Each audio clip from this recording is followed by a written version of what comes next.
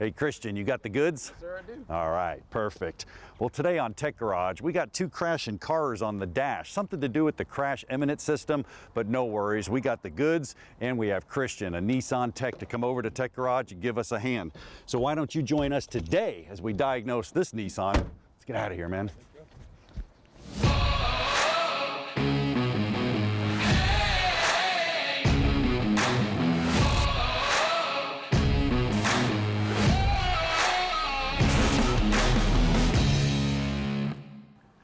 Welcome to Tech Garage, presented by RockAuto.com. Well, that's right, I got a laptop here from Nissan. Why is that? Well, compliments of Dave and our tech team. I think they took the Nissan out autocrossing. I don't know what they did, but they actually have 2 cars crashing on the dash and all kinds of warning lights blinking, out of control. Well, we hooked up our little tool down there, couldn't even pull the code, so I had to go get the big gun. We got the Nissan scan tool here, and I pulled up a C1A16. Haven't heard of that code very often, but we always wanted to do autonomous cars. You guys been asking for it, so why not? We got one in here. Now, I went and pulled this from the service manual information, radar, alignment, crash imminent sensor. When I got to about page 40, I decided I had 2 options. I can either give this to Dave to read, which he'll do a phenomenal job, or we just went over to Nissan and pulled in a big gun, man. We got Christian with us. Christian, we got a code here, that Tech Garage. We love that stuff. We want to learn about it, autonomous cars. This one here is kind of a weird code. We know it's a chassis code. We know B codes are body codes, U codes are network codes, and P codes are powertrain codes, but it has to do with that autonomous driving. Tell us about that code. What's going on? Well, what's going on, that particular code sometimes comes up because you can have love bugs, you can have someone bump the front of their particular vehicle, and what it'll do, it'll throw that code because the car sometimes doesn't know what's happening. So it'll throw that code, and it's part of the safety system of the vehicle. Awesome. So love bugs, sleet, snow, hail. Dave likes the Cincinnati team. Maybe somebody puts a sticker over there. Yes, sometimes because that's a perfectly flat piece on the vehicle that people like to put their favorite sports team on the front of that car. And what'll happen is the distance sensor cannot see what's going on in front of the vehicle, so it'll also throw a light on the vehicle. Now, distance sensor. We got this whole apparatus set up here. There's a lot to it. I mean, it could just be as easy as a regular code, but what is this actually doing? What the sensor is doing on the vehicle, it is actually sending out signals to see how far the particular vehicle is in front of them. Matter of fact, the particular sensor that we have on this car, it'll actually see the car in front of it and the car in front of that vehicle. And that's amazing. I mean, if you take a look at this graphic here, I mean, there's LiDAR, radar, wireless communication. There's all kinds of autonomous things going on behind the scenes that you may not know of. The sensors are hidden. This one happens to be right in the front. And when it gets knocked out of whack, like Dave and the boys, I don't know what in the world they did, but this one's a calibration. A U code would be a network code. This Yes. one's probably just a simple calibration. Yes, this one here is just simple calibration code. Now walk us through the steps. There's a lot of stuff going on here. We see some lasers, we see some cool stuff going on.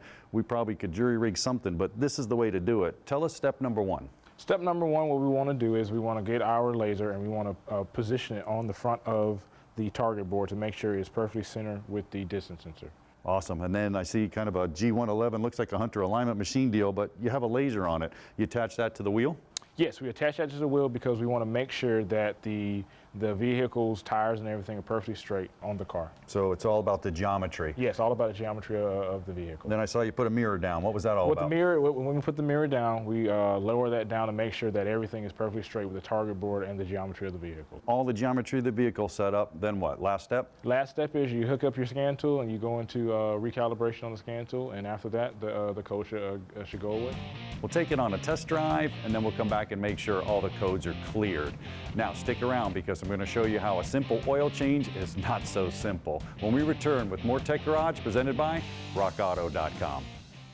Tech Garage, presented by RockAuto.com, is brought to you by AP Laser, leading the way. Steel Rubber Products, quality crafted rubber parts and weather stripping. And by RockAuto.com, all the parts your car will ever need. Welcome back to Tech Garage, presented by RockAuto.com. You know, John, you can leave that Cincinnati Bengals sticker on there because I am a Cleveland Browns fan. Get that straight, will you? You know, the Germans are famous for their engineering, and some of their processes can be rather complicated too, like the oil change on this BMW. Once you figure it out, though, it's really not that hard. It's just different from other vehicles. Now, the first thing we did is we went underneath and took off the belly pan, and that was just 14 bolts, so we went around there, took that off. That revealed the engine.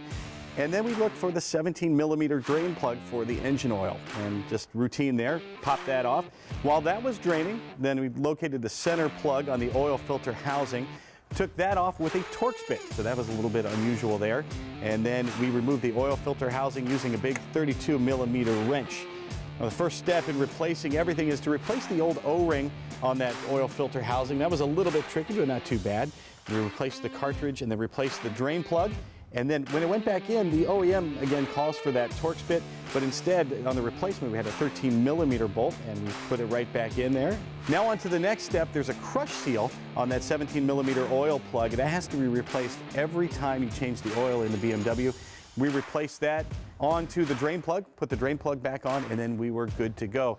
Now, when it comes to replacing your oil, you want to make sure you get the right oil. So check your manual, or in the case of this BMW, you can look right here. It says 0W20 is what we need. So we want to get the right stuff. It's not like the old days where just any old oil would do. There are a lot of very particular oils for particular needs and engines these days. And this BMW calls for 5 liters, which is just over 5 quarts. So we will refill that with our 0W20. Once you get it refilled, of course, you're going to make sure you have the right level, and you can do that by checking the dipstick. But as I look here under the hood, I see there is no dipstick under here. But we do have a dipstick. He's inside the car. John? Well, here's where the oil change gets a little complex. So I brought in an expert. This is Matthew Ayers, a BMW expert, and kind of hard to believe he called you a dipstick. I think he's talking about you, John. Yeah, he's absolutely talking about me because you're the expert. We performed an oil change. There's no dipstick out there. We have to go through here. But when I fired up the car, everything was lit up like a Christmas tree. Matthew, man, walk us through the system. All right, so we're going to use this iDrive controller right here, and we're going to go and get through this screen, down to notifications, push it down, and you can see here you've got 2 messages up, the oil service and the tires. So what we're going to do first is go in here and come down, go down to vehicle status. And then we'll go over here. Okay, so service required, everything's rolling through. Engine, can we reset the oil or check the oil from here? Yes, so what we're going to do is come back over to the instrument cluster now, and we're going to hold down this button here. All right. The service is due here, and you can see the engine oil service. Right. So we're going to hold it down a second time. Okay. It's going to ask us now if we want to reset. We'll hold it down a third time. And now it says the reset's in progress. Fantastic. And let's check the oil once. All right, so to check the oil, now we're going to crank the vehicle up. Go back over here, up here to engine oil level. Right. And we don't have a dipstick, and this is actually how we're going to do it. So here's Start the measurement. Bam, and it goes through it. So the car's going to do it all by itself. We're making progress, it's rolling along, but check your manufacturer's service manual or your owner's manual for your procedure. Hey, it's time to switch gears, so stick around. We'll be back with more Tech Garage presented by RockAuto.com.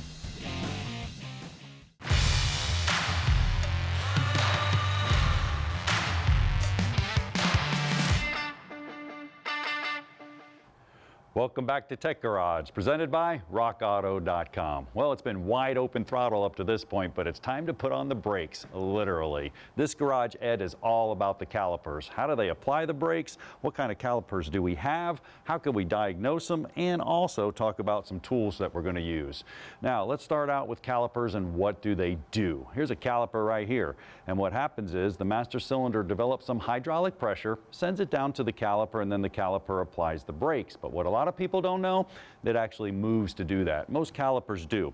And what's happening is when the piston applies, it moves over. So the inboard pad contacts the rotor and the outboard pad then comes in and squeezes it.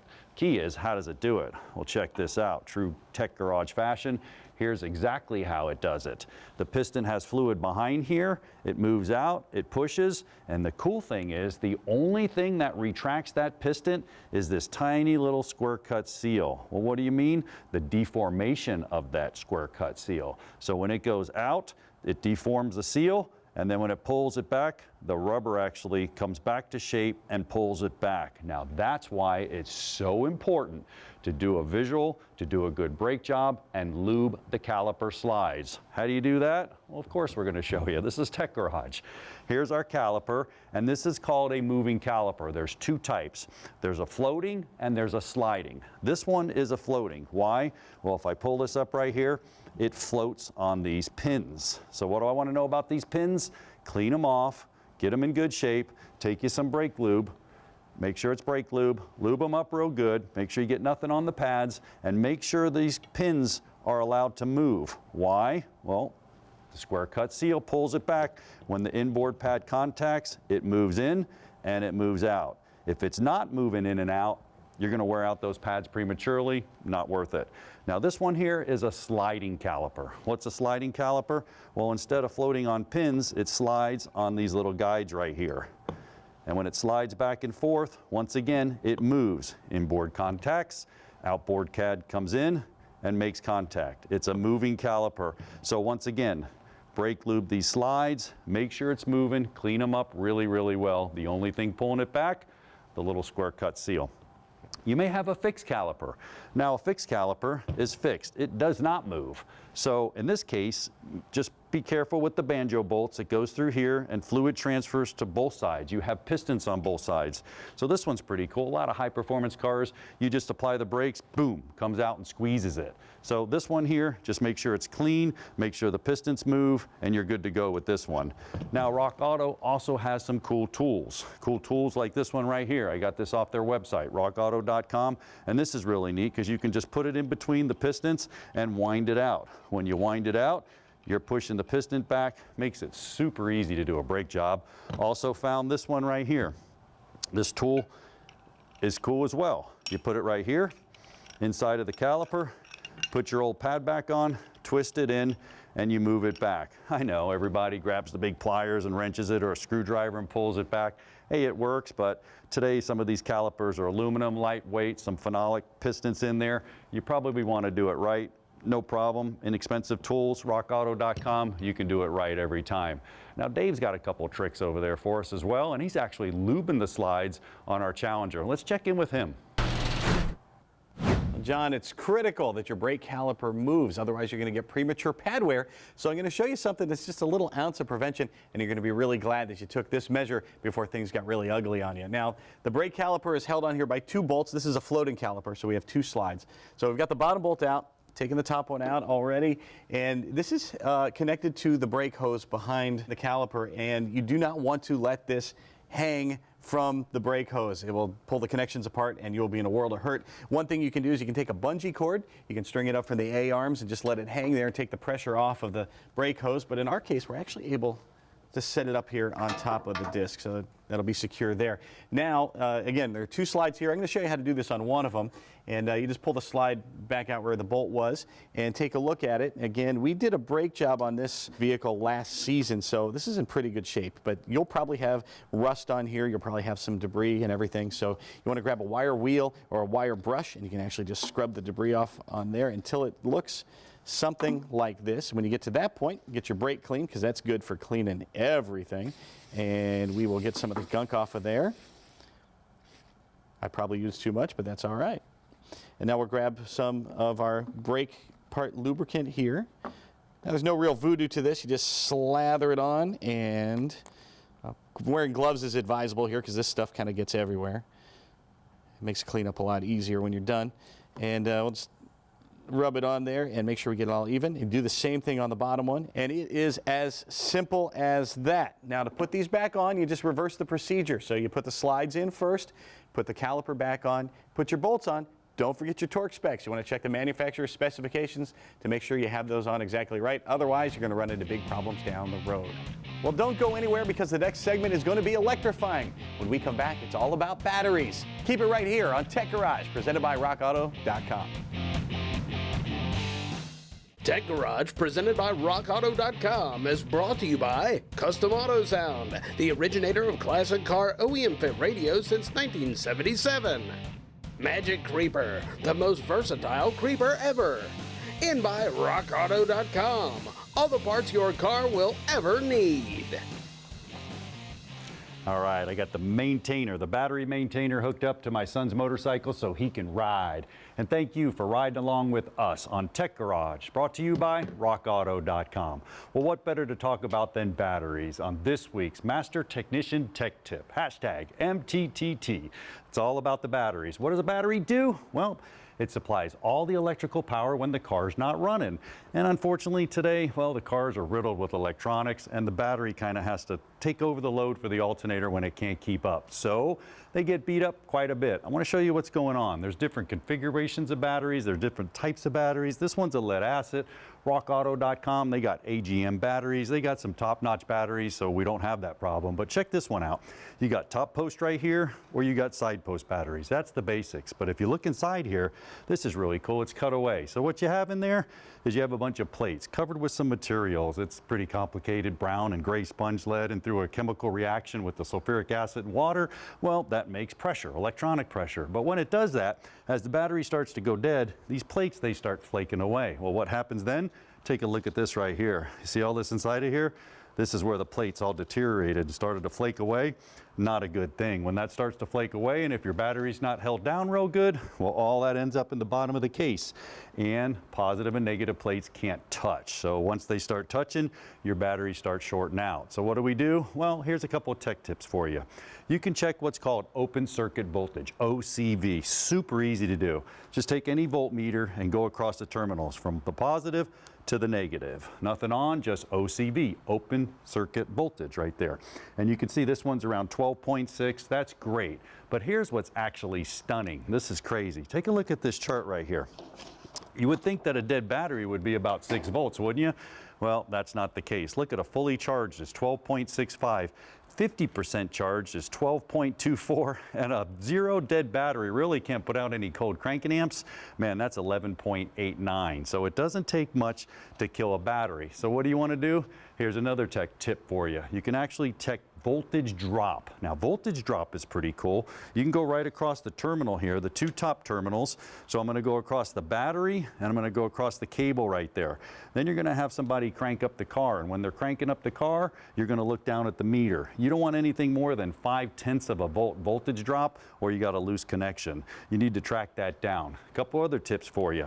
If you're messing with the battery, you can go to rockauto.com, get all these tools. You can go ahead and get a cleaner right here. This is pretty cool because you can take the cable off and you can clean the top post of the battery, and right on the other side, I can get inside there and clean the inside out. So I can make sure I don't have any voltage drops or problems with that.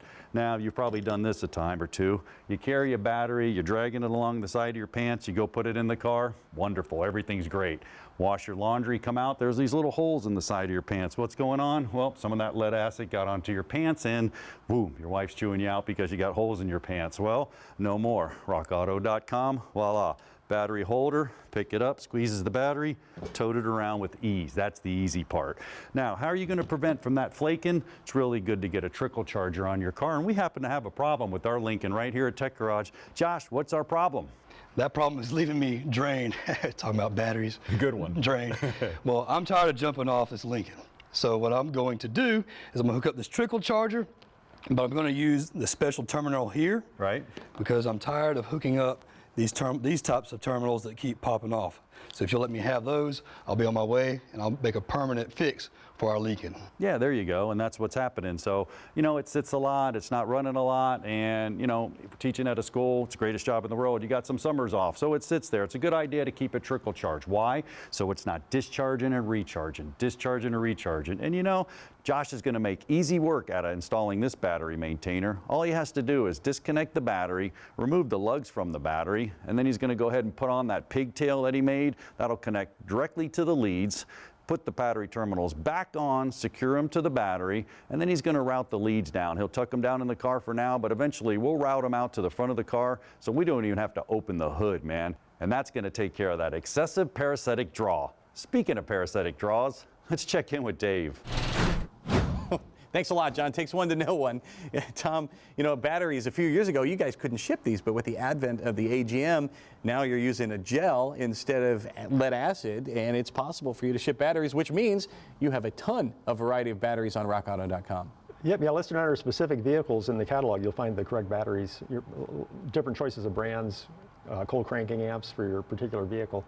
Then we also have tools to keep your battery maintained, battery chargers under tools and universal parts. With these new cars, they're always drawing a little bit of current, the different computers and car alarms and stuff. So if it's going to sit for more than a week, it's a good idea to keep a battery charger on it so you keep it fresh and don't have your battery go dead. And again, a huge variety of chargers.